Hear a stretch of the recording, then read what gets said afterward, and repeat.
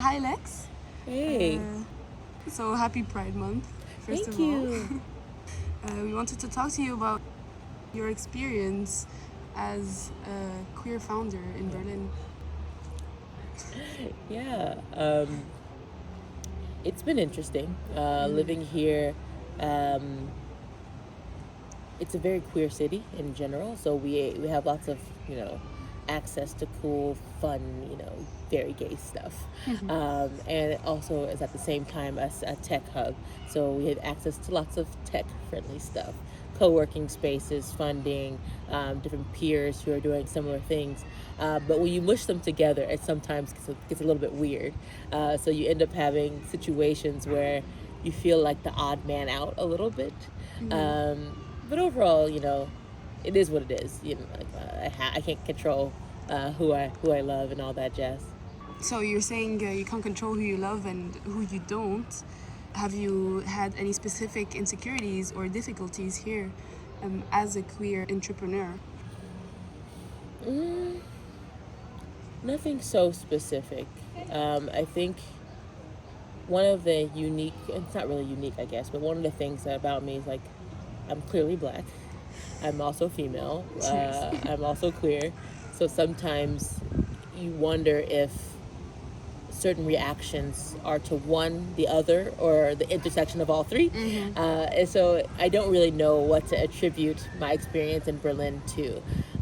But I have experienced, a wee bit of racism, a wee bit of, discrimination in terms of how people talk to me. Mm-hmm. Um, Sometimes when I work in tech spaces, I get talked down to as if I'm not, a real human, right? And the other time, people get shocks because it's like, oh, you're so articulate for a dot dot dot. So we don't actually know if it's a positive or negative.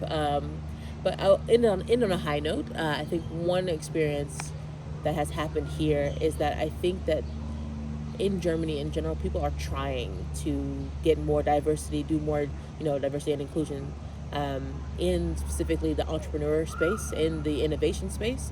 And what that means is that like I'm a prime candidate for funding, for Opportunities. opportunities, Mm-hmm. exactly. So it makes it maybe a special place to be as the country shifts its perspective. So you wouldn't say that you've been handicapped by your queerness here in Berlin.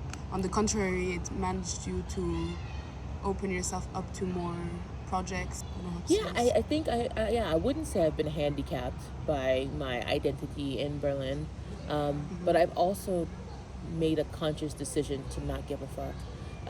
I think like I listen to a lot of podcasts and a lot of different statistics about like the number of black people in technology, the number of females or women in tech, and it's like it's a disaster. There's nobody, no one gets funding, and it's like okay, I'm depressed because why even try if I'm going to be rejected? And so if I care about every statistic, if I care about what the reality is, I will never move. And so I've made like a decision to just like I don't care. Like, I really don't care if I'm handicapped. You know what? Fuck everybody. So whatever the case, you'll always drive forward. Yes, exactly. Yeah, I'm definitely going to move forward, irrespective of what's happening in the space, and really just try to just do my job and get this thing Yeah. running. Okay. Amazing.